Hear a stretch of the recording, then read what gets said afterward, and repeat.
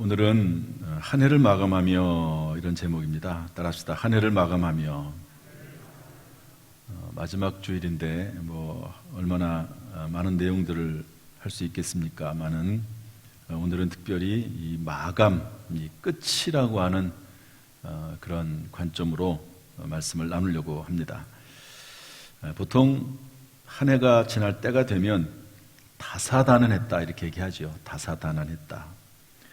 그런데 작년과 올해는 물론 다사다난했지만 한 가지에 집중되어 있었다 이렇게 생각이 듭니다. 그것은 코로나19입니다. 블랙홀처럼 모든 것을 다 빨아들였어요. 지금 한참 대통령 선거 준비하느라고 분주한데 심지어 그 일도 코로나하고 연결이 돼 있어가지고 만약에 어떤 문제가 생기면 이번에 어떤 후보가 확진자하고 이렇게 접촉했다고 해서 모든 선거운동을 잠시 중단하기도 하지 않았습니까? 이걸 보면 많은 일들이 있었지만 한 가지로 요약을 하면 코로나19가 있었다 이렇게 볼 수가 있습니다. 어쨌든지 간에 벌써 한 해를 마감하는 때가 된 것이죠. 한 해를 마감하면서 특별히 오늘 2021년도의 마지막 주일에 우리가 기억해야 될 것이 무엇인가 하는 것을 좀 살펴보려고 합니다. 첫 번째로는 인생의 끝이 있다 하는 것이죠. 한번 따라합시다. 인생의 끝이 있다. 아까 읽은 말씀 보면 히브리서 9장 27절에 한 번 죽는 것은 사람에게 정하신 것이요 그 후에는 심판이 있다고 했습니다. 다 죽는다는 거죠. 여러분, 저나 여러분이나 하나님이 부르시면 언젠가는 다 가게 되어 있습니다. 그 죽음 앞에 우리의 인생을 한번 되돌아볼 필요가 있지 않나 하는 것이죠. 솔로몬은 온갖 부귀영화를 누렸던 아주 왕 중의 왕입니다. 그런데 그 솔로몬이 기록한 전도서 말씀에 보면 뭐라고 되어 있습니까? 헛되고 헛되며 헛되고 헛되니 모든 것이 헛되도다 이렇게 기록하고 있거든요. 그런데 그 이유가 뭐냐면 전도서를 쭉 읽다 보면 그 한 가지 이유는 죽음입니다. 죽음 앞에 모든 것이 다 헛되다는 거죠. 물론 맨 뒤에 가가지고 헛되지 않은 것 한 가지를 얘기합니다. 그렇지만 죽음 앞에 인생의 마지막 앞에 우리는 모든 것이 헛되다는 것을 또 그리고 그것을 기준으로 인생을 판단해 볼 필요가 있다 하는 것을 알 수가 있습니다. 여러분, 모세는 하나님과 대면하여 말하던 사람이라고 되어 있습니다. 위대한 인물이지요. 그런데 인생의 끝이 있었습니다. 그래서 가나안 땅에 그렇게 들어가고 싶었는데 40년 동안 백성들을 이끌고 가나안 땅 바로 앞 요단강까지 갔는데 모세는 들어가지 못하고 느보산에서 죽음을 맞이합니다. 여러분, 다윗 같은 사람은 하나님의 마음에 합한 사람이었습니다. 수많은 전쟁터에서 승리했던 위대한 장군입니다. 그러나 그도 하나님이 부르시니까 열왕기상 2장 10절 11절 말씀 보면 그도 죽음에 이르게 됐다 하는 것을 알 수가 있습니다. 따라서 오늘 저나 여러분이나 마지막 주일에 한번 우리는 우리에게도 끝이 있다. 한 해를 마감하듯이 우리의 인생에도 끝이 있다 하는 것을 기억하는 저와 여러분이 될 수 있기를 주님의 이름으로 축복합니다. 이러한 인생의 끝 마지막을 생각을 하면서 성경 구절 하나를 좀 나누고 싶어요. 그것은 고린도전서 15장 55절부터 58절 말씀입니다. 이 말씀은 한번 읽어보도록 하죠. 다 같이 시작. 사망아 너의 승리가 어디 있느냐? 사망아 내가 쏘는 것이 어디 있느냐? 사망이 쏘는 것은 죄요 죄의 권능은 율법이라. 우리 주 예수 그리스도로 말미암아 우리에게 승리를 주시는 하나님께 감사하노니 그러므로 내 사랑하는 형제들아 견실하며 흔들리지 말며 항상 주의 일에 더욱 힘쓰는 자들이 되라. 이는 너희 수고가 주 안에서 헛되지 않은 줄을 알미라. 아멘. 이 사망의 문제는, 이 죽음이라고 하는 문제는 사람이 해결할 수 없는 한계 상황입니다. 여러분, 여기 앉아 계신 분 중에 죽음을 이길 수 있는 분이 있습니까? 죽음과 싸워서 이길 수 있는 사람은 없죠. 역사적으로 이 죽음의 문제를 해결하기 위해서 수많은 사람들이 또 수많은 권력자들이 노력을 했지만 다 죽었습니다. 어떤 왕은 오히려 더 일찍 죽었습니다. 어쨌든지 간에 더 오래도 살아보려고 애를 썼지만 오히려 더 일찍 죽는 그런 경우도 있습니다. 사망이라고 하는 것은 한계 상황이지요. 그런데 이 사망이라고 하는 것은 죄 때문에 왔고, 이 죄의 문제를 예수님께서 해결하심으로 말미암아 오늘 성경 말씀 보니까, 아까 읽었던 말씀 보니까 우리 주 예수 그리스도로 말미암아 우리에게 승리를 주신 하나님께 감사하노니, 여러분 죽음의 문제, 그 문제는 오직 예수 그리스도로 말미암아 해결이 되는 줄로 믿습니다. 저와 여러분은 예수 그리스도를 믿음으로 말미암아 죽음에서 승리한 하나님의 백성이요 하나님의 자녀인 줄로 믿습니다. 이런 우리들에게 권면하는 말씀이 있어요. 이것은 마지막 주일에 저와 여러분에게 하시는 권면이라고 봅니다. 그것은 뭐냐? 내 사랑하는 형제들아, 견실해라, 흔들리지 말아라, 항상 주의 일에 더욱 힘쓰는 자들이 되라고 우리에게 말씀하고 있습니다. 이는 너희 수고가 주 안에서 헛되지 않은 줄을 알미라 말씀하고 있는 것이지요. 여기 보면은요, 우리가 늘 수고한다는 거예요. 여러분, 저나 여러분이나 2021년도 많이 수고하지 않았습니까? 그런데 수고가 헛되지 않은 수고해야 된다 하는 것이죠. 지난 1년 동안 여러분 수고 많이 했습니다. 어떤 사람은 공부하느라고, 또 어떤 사람은 돈을 버니라고, 어떤 사람은 운동하느라고 수고도 참 많이 합니다. 어떤 사람은 다른 사람과 좋은 관계를 유지하려고 많이 애쓰는 것을 봅니다. 왜 그럴까요? 어떤 목적으로 그렇게 할까요? 중요한 판단 기준은 헛된 것인가 아닌가 하는 겁니다. 여러분, 성경에서 헛되다라고 하는 말은 사라진다는 의미입니다. 따라서 헛되지 않은 줄 알미라, 이것은 우리의 수고가 사라지지 않고 영원한 것이기 때문이다. 주 안에서 하는 수고는 사라지지 않고 영원하기 때문이다 라고 하는 것을 말씀해 주고 있는 것입니다. 여러분, 주 안에서 하는 수고, 어떤 것들이 있습니까? 특별히 주님을 위해서 희생하고 헌신하는 사역들이겠죠.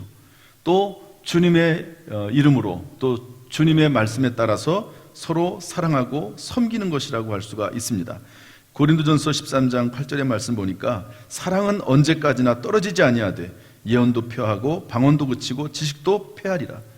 결국 남아있는 것은 무엇입니까? 헛되지 않은 것은 무엇입니까? 주님을 위해서 일하는 것인데, 그것은 하나님을 사랑하고 이웃, 다시 말해서 사람을 사랑하는 일이라고 볼 수가 있습니다. 이런 내용들을 정리하면 이렇습니다. 우리는 인생의 끝이 있음을 깨달은 우리는, 예수 안에서 생명을 얻은 우리는 헛되지 않은 삶을 살아야 되는데, 그것은 하나님을 사랑하고 사람을 사랑하는 일이라고 하는 것이죠. 그러므로 오늘 지난 한 해 동안 혹시 하나님을 더욱 사랑하지 못했던 것, 사람을 더욱 사랑하지 못했던 것이 있다면 하나님 앞에 회개하고 그리고 한 해를 마무리할 수 있는 저와 여러분이 될 수 있기를 주님의 이름으로 축복합니다. 또한 사랑을 떠나서 오히려 하나님에게 원망했던 것, 그리고 사람을 미워했던 것이 있다고 하면 하나님 앞에 솔직히 내려놓고 하나님의 은혜와 자비와 긍휼을 구하는 저와 여러분 될 수 있기를 주님의 이름으로 축복합니다. 이 시간 예수 그리스도의 십자가의 보혈로 우리를 덮어주셔서 정결케 됨으로 한 해를 마무리하고 시작할 수 있기를 주님의 이름으로 축원합니다. 두 번째로, 한 해를 마감하는 이 시점에 우리는 끝이 있음을 알아야 되는데 우주 만물에도 끝이 있다는 것을 기억해야 됩니다. 아까 요한계시록 6장 12절 14절 말씀 끝절에 보면 이렇게 되어 있습니다. 하늘은 두루마리가 말리는 것 같이 떠나가고 각 산과 섬이 제자리에서 옮겨짐에, 이렇게 되어 있습니다. 여러분, 하늘은 물론 우리가 보는 이 하늘도 말할 수 있지만 그런 온 우주 만물 전체를 말한다고 볼 수 있습니다. 그런데 성경이 뭐라고 말하냐면, 이게 우주라고 치면은요, 우주를 이렇게 평면으로 생각을 한 겁니다. 그래서 마치 이 우주가 하늘이 두루마리 말리는 것처럼 말려서 사라져버리게 된다 하는 것이죠. 그런데 놀랍게도요, 과학자들 중에 이렇게 우주를 이런 개념으로, 두루마리의 개념으로 설명한 분도 있습니다. 설명하는 과학자들도 있습니다. 어쨌든지 간에 우주 만물에도 끝이 있다는 거죠. 한 해의 마감이 있다면, 인생의 마감이 있다고 하면 우주 만물도 끝이 있다 하는 것입니다. 요한계시록 21장 1절은 그래서 이렇게 말을 하는데요. 또 내가 새 하늘과 새 땅을 보니 처음 하늘과 처음 땅이 없어졌고 바다도 다시 있지 아니하더라 그랬습니다. 따라서 오늘 한 해를 마감하는 마지막 주일, 우리는 이 땅에 영원한 소망을 두기보다는 영원한 안식, 온전한 안식은 새 하늘과 새 땅에서 성취된다는 것을 기억하면서 이번 한 해를 마무리하고 시작해야 될 줄로 압니다. 그래서 요한계시록 21장 4절은 이렇게 말씀하고 있는데요. 모든 눈물을 그 눈에서 닦아주시니 다시는 사망이 없고 애통하는 것이나 곡하는 것이나 아픈 것이 다시 있지 아니하리니 처음 것들이 다 지나갔음이로라. 지난 1년 동안 살면서 우리가 흘렸던 눈물들이 많이 있을 것입니다. 또 애통하는 거, 아픈 거, 슬픈 것들, 이런 것들이 많이 있죠. 그런데 이런 것들은요, 이 세상이 끝날 때까지 아마 사라지지는 않을 것입니다. 물론 기쁨도 있고 감사도 있지만 또한 눈물도 있을 수밖에 없는 거지요. 그런데 여러분, 우리의 모든 인생을 마감하고 주님께서 다시 오실 그날에 여러분, 우리에게는 영원한 안식과 온전한 안식이 저와 여러분에게 주어지는 줄로 믿습니다.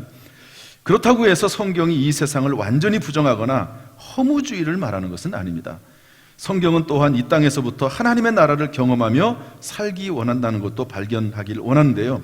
그것은 우리 안에 있는 하나님의 나라입니다. 한번 따라합시다. 우리 안에 있는 하나님의 나라. 그래서 누가복음 17장 20절 21절 말씀 보면 이렇게 되어 있습니다. 바리새인들이 하나님의 나라가 어느 때 임하나이까 묻거늘 예수께서 대답하여 이르시되 하나님의 나라는 볼 수 있게 임하는 것이 아니요 또 여기 있다 저기 있다고도 못하리니 하나님의 나라는 너희 안에 있느니라. 따라합시다. 하나님의 나라는 너희 안에 있느니라. 그러면 우리 안에 있는 하나님의 나라가 뭡니까? 로마서 14장 17절에 보니까 하나님의 나라는 먹는 것과 마시는 것이 아니요 오직 성령 안에 있는 의와 평강과 희락이라 그랬습니다. 우리 안에 있는 예수 그리스도를 말미암는 의, 주님이 주시는 평강과 희락이 바로 하나님의 나라죠. 이것을 통해서 볼 때 하나님의 나라는 두 가지입니다. 하나님의 나라는 두 가지. 예수님께서 다시 오실 때 가시적으로 임하는 새하늘과 새 땅, 그것은 영원한 하나님의 나라 천국입니다. 그러나 우리가 이 세상에서 사는 동안 우리 마음속에 비가시적으로 이루어지는 하나님의 나라가 있는데 그것은 바로 의와 평강과 희락이죠. 여러분, 이러한 하나님의 나라가 우리 안에서 이루어지기를 주님의 이름으로 축복합니다. 정말로 오늘 이 시간 우리가 한 해를 마감하면서 지난 1년 동안 이 하나님의 나라가 우리 안에 없었다면 하나님께서 우리에게 은혜를 베풀어 주시어서 다시 하나님의 나라를 우리 안에서 회복하는 저와 여러분 될 수 있기를 주님의 이름으로 축원합니다. 마지막 세 번째로 한 해를 마감하면서 우리는 새로운 시작을 믿어야 합니다. 따라합시다. 새로운 시작을 믿으라. 고린도후서 5장 17절 말씀 다시 한번 읽어보겠습니다. 시작. 그런즉 누구든지 그리스도 안에 있으면 새로운 피조물이라. 이전 것은 지나갔으니 보라 새 것이 되었도다. 아멘. 여러분, 그리스도 예수 안에서 우리는 날마다 새로워지는 줄로 믿습니다.